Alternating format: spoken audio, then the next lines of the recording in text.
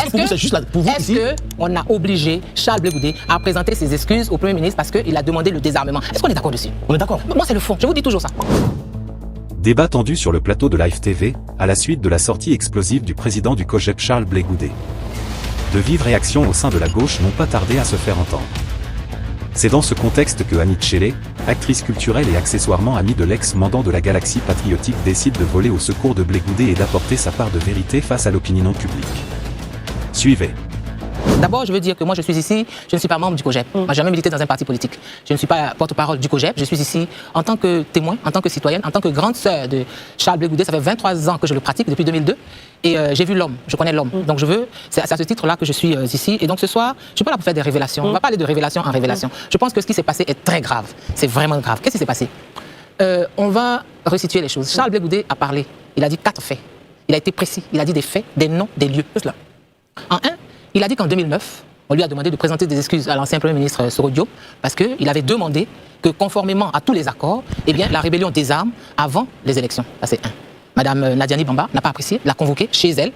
Et donc, c'est comme si c'était retrouvé dans une espèce de guet-apens. Parce qu'il arrive, il y a le Premier ministre, il y a Konaté Sédiki, il y a Mété Sendou, et puis quelques instants après, le chef de l'État. Et elle lui demande de présenter des excuses pour avoir demandé ce qui lui semblait normal. Donc il se tourne vers le chef de l'État. Le chef de l'État lui dit, il présente ses excuses. Il présente ses excuses. Qui est-il? Entre un chef d'État et un Premier ministre, qui est-il? Ce sont les faits qu'il vous a rapportés à vous? Oui, mais je les ai su le même jour, parce qu'il était déboussolé.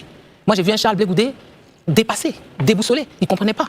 Donc il a fait ça, puis nous on l'a calmé, on dit bon c'est pas grave, bon, on a calmé comme on a pu. Donc il raconte ça. Ensuite il dit que pendant qu'ils étaient à la CPI, le président de la République lui a demandé donc d'intervenir auprès de l'ancien président du FPI pour que le siège qu'il croyait être celui du FPI soit rétrocédé à Dame Nadiani Bamba, qui en serait la propriétaire. Il intervient et puis on lui redonne la maison. Ça fait le deuxième fait. Le troisième fait dont il a parlé, c'est que pendant qu'il était à la CPI, après qu'ils aient été acquittés et que lui, qu'il était à la CPI à la haie, M. Diaby Youssouf, qui était à l'époque son directeur de cabinet, vient le voir et lui dit qu'il a une commission de la part de Mme Nadiani Bamba.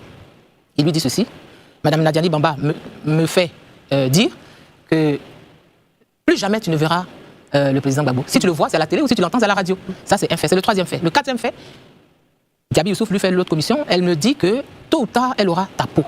Voilà les 4 faits pour moi. Et c'est ça le fond. Tout le reste, tout ce qui est autour, pour moi, c'est du verbiage. Est-ce que quelqu'un a démenti ces faits-là? Parce qu'on a eu Konaté naviguer, il les a confirmés. Dans tout ce qu'il a dit, il a confirmé. On a eu l'ancien ministre Konaté Sédiki, il a confirmé. Tous les 4 faits. Tous les 4 ont confirmé. Donc, c'est ça le cadre. C'est dans ça que nous devons discuter. C'est de ça que nous devons parler. Tout le reste, franchement, alors tous les gens qui sortent, Diaby Youssouf, je vais revenir sur chacun. Sur Diaby Youssouf, sur ce qu'il a dit, sur ce que Demba Traoré a dit. Mais je crois qu'on est dans un moment qui est trop grave. Pour moi, je ne peux même pas qualifier ces faits. Je ne peux pas les qualifier. Avant d'écouter Daouda, est-ce qu'un jour vous auriez eu vous-même la capacité de dire attention, voilà ce que je pense, s'être passé en telle année sans l'interview de Charles Blé Goudé? Est-ce qu'on aurait eu cela de vous? Mais moi, j'avais prévenu, il y a quelques années déjà. J'ai prévenu, j'ai fait des vidéos, j'ai dit attention. Le jour où Charles Blé Goudé va ouvrir sa bouche pour parler, l'expression que j'ai utilisée, c'est qu'il y a des gens qu'on va poursuivre avec des bois de placali dans ce pays. Très bien. Daouda, commençons par vous. Merci beaucoup, Christelle. Madame Annie Tchélé, merci d'être là. Mais avant de commencer, vous savez qu'il y a quelqu'un qui a juré sur le Coran dernièrement, et je sais que vous êtes chrétienne. Et la Bible dit comme ça, dans Jean 8, verset 32, vous connaîtrez la vérité. Et la vérité vous affranchira. Donc je pense que si l'envie vous vient de jurer, je vous ai apporté une Bible. D'accord. Si vous avez envie de jurer, en tout cas, la Bible elle est là. D'accord. C'est pas un Louis II, mais c'est une Bible. Oui, c'est une Bible. Voilà. Donc je pense que vous avez dit la vérité. Oui. Ok. Mais moi, je dois dire que je suis chrétienne. Et moi, en tant que chrétienne, je ne jure pas sur la Bible. Je ne jure même pas. Donc même pas sur la Bible. Je ne jure même pas. Parce que je suis chrétienne. Maintenant, jurer sur un Coran ne dit pas qu'on dit la vérité, parce que je vais venir dessus tout à l'heure. M. Demba Traoré a dit beaucoup de contre-vérités. J'ai noté, pour ne pas oublier, j'ai noté tout ce que lui et Diaby Youssouf ont dit. Donc je suis très à l'aise. On va y aller en profondeur. Oui, je suis très à l'aise. Mais avant d'aller en profondeur, ma première question à vous. Et je pense que, comme Charles Blé Goudé, c'est votre petit frère, depuis 3 ans, il est en Côte d'Ivoire. Et pendant des années, il est au courant de cette affaire. Il n'a jamais parlé. Qu'est-ce qui pressait? Quel a été le déclencheur pour que ce soit maintenant que M. Charles Blé Goudé nous dise tout ça? Quel est l'objectif derrière? C'est le ras-le-bol. Ça fait 12 ans que ça dure. Ça fait 12 ans de calomnie. Ça fait 12 ans de diffamation. En 2013, le 17 janvier 2013, on prend Charles Blé Goudé au Ghana. Il est enchaîné, il est dans le coffre d'une voiture et eux ils commencent. Oh, Charles Blé Goudé, il a dealé avec le pouvoir. Il arrive en Côte d'Ivoire, la DST, fait 14 mois à la DST. On dit non, tous les soirs, il est dans une villa, il boit du champagne avec l'ex-ministre père son âme, Ahmed Bakayoko. Vous comprenez? On le prend, on l'emmène à la CPI. Pendant qu'il est en train de partir, oh, il s'en va témoigner contre le président Gbagbo. Il arrive à la CPI. À un moment, on dit, ah, mais il frappe le président Gbagbo. Ils font dire à Johnny Pacheco qu'il frappe le président Gbagbo en prison. Vous savez, la CPI, il n'y a pas un coin caché. Moi, j'ai commencé à aller à la CPI. Je suis allé à la CPI de 2012 à 2019. Le président Gbagbo est arrivé le 5 décembre 2012 à la CPI. Moi, je suis allé de 2012 à 2019, quand il n'y avait pas beaucoup de gens qui y allaient. Comprenez? Donc, ce n'est pas un espace où on peut se cacher pour aller frapper quelqu'un. Les gardes sont là, ils sont armés. Et puis les box sont là, vous discutez. À quel moment lui frappe le président Gbagbo? À quel moment? Mais ils ont dit ça. Ils ont dit tellement de choses. On a dit après, quand il est resté là-bas, Charles Blé Goudé a été abandonné à la haie. Il a été abandonné, je suis désolé. Moi, je dis les choses. Il a été abandonné, il était parti avec le président Gbagbo, mais quand le président Gbagbo rentrait, il s'est occupé de lui, il ne s'est pas occupé de Charles Blé Goudé. Donc, il est resté là-bas à la haie. La question est quand même fondamentale. Oui. Pourquoi? Mais je suis en train de vous dire pourquoi. C'est-à-dire que je vous cite tout ce qu'il a vécu. Et il arrive ici, on dit qu'il est avec le pouvoir, que c'est un vendu, c'est un traître. Le traître, son parti n'a pas de récépissé. Le traître, c'est quand ils sont gelés. Le traître, il a 20 ans sur lui. Le traître, je ne sais pas. Mais tous 20 ans de condamnation, vous voulez dire? Oui, 20 ans de condamnation, pardon. Mais tous les autres ont été soit amnistiés, soit graciés. Il y a des gens qui étaient en exil pendant 10 ans, ils sont rentrés, ils ont eu le rappel de leurs 10 ans de salaire, ils ont été réintégrés dans leurs fonctions. Mais c'est Charles Blé Goudé qui est le traître. Donc c'est une accumulation. On l'a poussé à bout. C'est-à-dire que nous sommes des êtres humains. Tu as beau te retenir, tu as beau te dire, mais il a sa dignité, il a ses enfants, il a sa femme, il a sa famille. Je vous rappelle que pendant qu'il était à la CPI, toute sa famille a été décimée. Tout le monde est mort. Tout le monde est mort. Charles Blé Goudé dit, en 2009, Mme Nadi Bamba m'a convoqué. Ça, c'est un fait. Charles Blé Goudé dit, on m'a dit d'intervenir auprès de M. Afin Guessan pour lui rétrocéder une villa, le siège du FPI qui serait sa propriété. C'est un fait. Charles Blé Goudé dit, Diaby Youssouf est venu me trouver et il m'a dit, Nadi Bamba dit que tu ne verras plus le président Gbagbo, sauf à la télé, où tu l'entendras à la radio. C'est un fait. Mais justement, M. Diaby Youssouf a démenti ça sur un média. Mais je vais arriver. Si vous êtes d'accord, allez-y. M. Diaby Youssouf. M. Diaby Youssouf, nous le connaissons. Je suis désolé de le dire comme ça, mais nous le connaissons. Ça veut dire quoi? Non, nous le connaissons comme quelqu'un qui n'est pas fiable. Quelqu'un qui est... Oui, non, je le dis ici, je le dis tranquillement, sans grand, il n'y a pas de problème. Je vais vous expliquer. M. Diaby Youssouf est quelqu'un qui ne fonctionne qu'avec... le mot va être fort. Le mot va être fort. M. Diaby Youssouf est un opportuniste. Et je vais vous dire pourquoi. Allez-y. Il dit, par exemple, que lui, il allait en prison, il rentrait dans la prison de la CPI, ce que j'ai écouté, et puis lui, de son téléphone, il appelait le ministre Touré Mamadou pour parler à Blé Goudé, et donc il recevait de l'argent. Ça, c'est comme s'il n'est jamais allé à la CPI. À la CPI, même une feuille ne rentre pas. Oui. Quand vous arrivez, vous avez un box à l'entrée, vous mettez tout, vous entrez comme ça, même votre manteau, et puis on vous fouille, les ceintures, tout ça. Donc, il n'est pas possible d'entrer à la CPI avec un téléphone. Mais comment lui, c'est vrai, comment Charles Blé Goudé parle au ministre Mamadou Touré, ça je vais vous expliquer. Diaby Youssouf, c'est un opportuniste, je le répète. Donc le ministre Mamadou Touré est à Paris, et Diaby Youssouf fait mains et pieds pour le rencontrer. Moi, je parle, il y a des témoins. Le ministre Touré Mamadou, il est vivant. Donc, Diaby Youssouf fait mains et pieds pour le rencontrer. Et quand il le rencontre, quand il a fini de régler lui ce qu'il avait à régler, on est en 2018. Touré Mamadou et Charles Blé Goudé ne se connaissent pas. Ils ne se sont jamais parlé. C'est lui qui lui dit, ah, je vais appeler mon patron Blé Goudé et puis tu vas lui parler. C'est comme ça qu'il appelle Blé Goudé et c'est la première conversation entre Blé Goudé et le ministre. Est-ce que Blé Goudé avait un téléphone là-bas? Oui, comment ça se passe justement? Oui, il y a un fixe. Oui, on pouvait appeler. Il y a des heures où on peut appeler. Les gars disent à tel moment, voilà, tu as droit au téléphone, tu peux appeler. Donc c'est là où il appelle et il se parle. Mais il est dehors, il est à Paris. Il n'est pas dans la prison, il est à Paris avec M. Touré Mamadou, d'accord? Donc la question qu'il faut se poser, c'est en 2018 que Charles Blé Goudé parle pour la première fois au ministre Touré Mamadou, à partir du téléphone de Diaby Youssouf. Est-ce qu'on sait ce qu'ils se sont dit, par exemple? Non, ils se sont salués. Voilà, c'est cher frère, voilà, ils se sont salués. Mais lui qui dit, en fait, il veut faire passer ça comme si Charles Blé Goudé avait une relation particulière. Non, c'est lui qui avait la relation particulière. C'est lui qui manigance. C'est lui qui cherche des choses. Et deuxième fait, M. Diaby Youssouf a appelé Joël Poté du COJEP parce qu'il voulait épouser sa deuxième femme, s'il est polygame. Mais il voulait soutirer de l'argent au DG du Fer de l'époque. Donc il dit à Joël Poté, va chez mon grand frère, j'ai un paquet il a un paquet pour moi. Donc Joël Poté se rend là-bas. Et le DG du Fer de l'époque lui dit, ah oui, voici 2 millions pour votre manifestation et tout. Manifestation, on n'a pas de manifestation. Mais Diaby, il dit, non, on n'a pas de manifestation. Donc il appelle Diaby Youssouf, mais on n'a pas de, tu m'as dit de venir prendre un paquet pour toi, mais il n'y a pas de manifestation. Il dit, oh, faut faire, c'est comme ça. Donc c'est un être comme ça, qui n'est pas crédible, c'est un opportuniste. Donc nous, c'est pour ça que Charles Blé Goudé s'en est séparé. Et aujourd'hui, il est au PPACI. Donc ce qu'il a dit, la commission qu'il a faite, il ne l'a pas faite qu'à Charles Blé Goudé, il l'a raconté à tout le COJEP. Il y a des témoins. Qui par exemple? À Tagro, il est venu avec Eugène Tagro. Ça s'est passé à l'hôtel NH Atlantic Hotel à La Haye. Donc il est venu avec quelqu'un, il est venu de Auxerre où il habitait. Tagro l'a pris, il est venu chez Tagro à Créteil. Et puis ils ont fait le voyage. Donc pendant tout le temps, il était au téléphone avec Nadi Bamba. Et pendant tout le temps, il rappelait tous les gens du COJEP et il racontait. Quand il parle, il raccroche. Et puis là, voilà ce qu'elle a dit. Donc c'est un personnage comme ça. C'est un vil personnage que nous ne considérons pas. Sa parole n'a pas d'intérêt pour nous. Ça, c'est Diaby Youssouf. Élisée. Vous voyez Blé Goudé depuis 23 ans, vous êtes avec lui. Première question, c'est en 2 volets. Première question, pourquoi, dès cet instant où Blé Goudé a été face à cette situation, a vécu cette scène, a-t-il décidé de se taire sur cette scène quand il sait que c'était important pour les Ivoiriens de savoir comment était dirigée la République, ce d'autant plus que c'était un dysfonctionnement de la gestion de la République. Le président de la République, on le sait, a 2 endroits qui lui sont spécifiques où il peut régler les problèmes étatiques, soit son domicile, soit le palais présidentiel. Pourquoi dès cet instant, Blé Goudé décide de faire table rase et de se taire et de ne pas en parler? C'est un. Deuxièmement, est-ce que devant les Ivoiriens, vous regardez la caméra, Blé Goudé vous a-t-il une fois soufflé ou évoqué un potentiel deal qui existerait entre son mentor Laurent Gbagbo et le leader de la rébellion de l'époque, c'est-à-dire Solo Toubafouly Guillaume? Merci. Alors pour la première question, il y a le cadre, il y a le moment, il y a l'opportunité. Notre pays était dans une situation que tout le monde connaissait. Est-ce que c'était son rôle à lui de venir dire aux Ivoiriens ah oui, mais voilà ce que je viens de vivre. Blé Goudé est quelqu'un de profond. Hein. Il est quelqu'un de profond. Mais est-ce que c'était le moment de dire ça? Je dis qu'il a toujours refusé de parler. Il a fallu que. Il y a un moment, chaque être humain a sa limite. Ils ont poussé le bouchon trop loin. Il a sa dignité. Sa fille est majeure aujourd'hui. Son fils est là. Sa femme est là. Donc, ce n'était pas le moment. Maintenant, lui ne m'a jamais soufflé qu'il y avait un deal entre le président Gbagbo et le Premier ministre Soro Diom. Parce que Blé Goudé, non, il m'en a jamais parlé, mais c'est quelqu'un de profond. Ça veut dire qu'il sait des choses. Il sait des choses. Je vous ai déjà dit que ce qu'il a dit là, c'est le centième de ce qu'il sait. Blé Goudé, il a 100 cahiers. Chaque fois que tu lui fais quelque chose, il note la date qui était là, l'heure, tout. Donc il est clair dans sa tête. Donc il m'a pas dit ça. Non, je peux pas mentir. Ok, juste pour rebondir, vous aviez évoqué il y a quelques jours dans une vidéo, je pense que c'était depuis hier ou avant-hier, où vous parliez d'une scène qui se serait passée à l'aéroport. Pendant que nous étions au lendemain du déclenchement de la crise post-électorale, où Charles Blé Goudé où Mme Nadia Bamba et M. Sidiki Konaté se rendraient au Burkina pour aller solliciter le soutien de M. Blaise Compaoré dans une situation d'opposition entre lui et M. Ouattara. Est-ce qu'il est possible que vous reveniez sur cette scène devant les Ivoiriens et ça répondait à quelle logique? Blé Goudé, que vous l'a dit, il a dit ça répondait à quelle logique? Parce qu'il a eu à échanger avec ses interlocuteurs selon vos dires. Oui, il a échangé avec eux. Je ne sais pas s'il faut revenir. Je l'ai dit et c'est vrai. Est-ce que ça a été démenti? Est-ce que ça a été démenti? Vous avez dit quoi pour ceux qui n'auraient pas suivi? J'ai dit qu'au lendemain de la déclaration de l'ancien président du Conseil constitutionnel, Feu Bakayoko. Non, Bakayoko. Non, la CEI, le président de la CEI. Oui, voilà, l'ancien président de la CEI, Youssouf Bakayoko. Il avait dit il n'est pas encore minuit.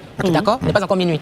Et c'est le lendemain donc, que cette scène se passe à l'aéroport où il y a Konaté Navigué et Mme Nadi Bamba qui prennent l'avion présidentiel pour aller solliciter l'aide du l'ex-président burkinabé Blaise Compaoré au fin de venir aider son frère. Et Blé Goudé les trouve à l'aéroport et il leur dit, il essaie de les dissuader, il leur dit que ça c'est une grave erreur, c'est quelque chose à ne pas faire. Mais il n'a pas été écouté, ils sont partis. Ils sont partis. Très bien, dernière relance, on fait tourner la parole. Juste, je vais pardonner, aider son frère dans quoi? C'est le temps plus que la CEI n'avait pas encore donné les résultats. Est-ce que vous avez explicitement dit ici que Laurent Gbagbo et son équipe savaient déjà qu'ils avaient perdu au regard des résultats? Non, c'est pas ce que je suis en train de dire. Donc il partait l'aider dans quoi? C'est les termes qu'ils ont utilisés, qu'elle a utilisés. C'est les termes. Venir aider son frère Laurent Gbagbo. Voilà le terme qu'elle a utilisé. Mais selon vous, c'était en quoi faisant? Non, c'est pas selon moi. Moi, je vous parle toujours des faits. Moi, je n'interprète rien. Je vous parle des faits. Je ne veux rien interpréter. Je vous parle des faits. Voilà. Très bien, Daouda.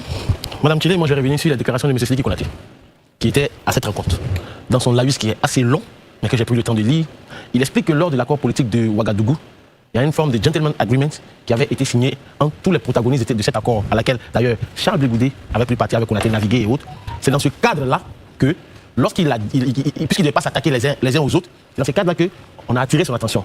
Or, M. Charles Blé Goudé nous dit qu'il a été carrément mis à genoux pour s'excuser. Est-ce que M. Charles Blé Goudé n'est pas un peu dans la caricature, concrètement? M. Charles Blé Goudé n'a pas participé à la rédaction de l'accord de Ouagadougou.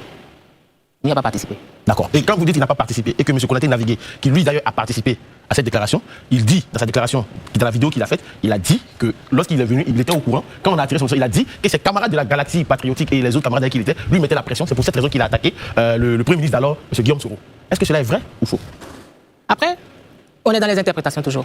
Est-ce que c'est vrai que Charles Blé Goudé a été convoqué 3 jours après sa déclaration chez Mme Nadi Bamba pour présenter des excuses à M. Guillaume Soro? Ça, c'est vrai. Moi, ça me suffit. Non, le reste, tout le reste, c'est de l'habillage. Mais si vous sortez pour moi, ici, je veux dire, quand on sort un propos de son contexte, ça devient un prétexte.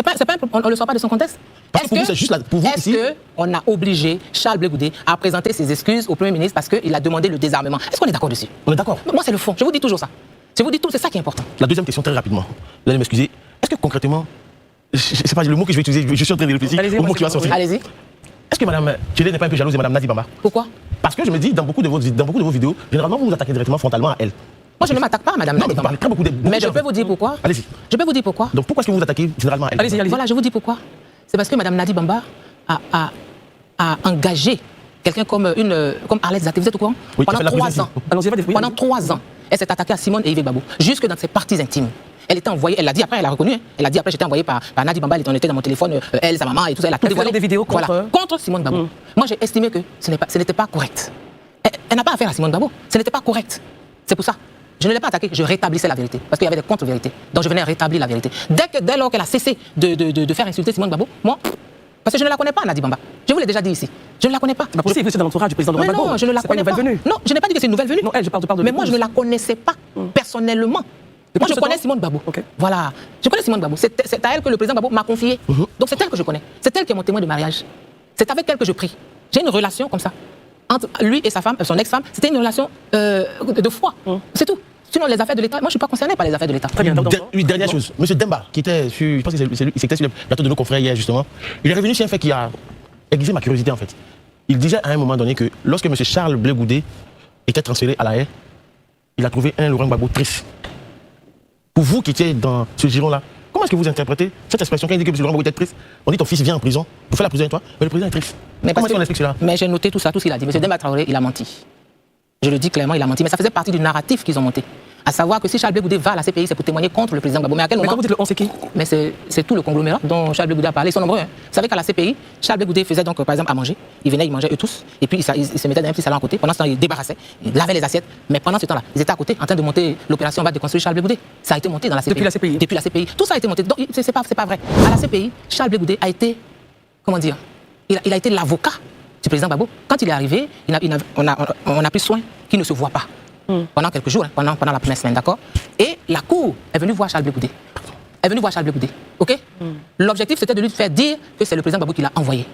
Il leur a demandé, est-ce que je suis témoin ou je suis co-accusé? On dit, tu es témoin. Il dit, ok, donc on va se voir à la Cour. Charles Blé Goudé, à la CPI, je le dis droit dans cette caméra aux Ivoiriens, Charles Blé Goudé a sauvé le président Gbagbo à la CPI. Comment cela? Il l'a sauvé parce qu'il aurait fallu qu'il dise simplement que oui, c'est le président Gbagbo qui m'a envoyé. Il prenait 50 ans comme Charles Taylor. Mais je lui dis que Charles Blé Goudé a fait débarquer un de ses avocats parce qu'à la vérité. Donc après son sort. Quels avocats? Son premier avocat, parce qu'on voulait lui faire dire. Oui, tout à fait. Maître Kaufmann. Maître Kaufmann. Il a été Tout à débarqué. fait. Il lui dit qu'il a été Tout à débarqué. fait. Tout à fait. Son Donc premier c'est avocat. cet avocat que vous parlez? Oui, le premier avocat, c'était Maître Kaufmann qui a dit, monsieur Charles Blé Goudé, d'ici 6 mois, vous sortez d'ici. Voilà les conditions.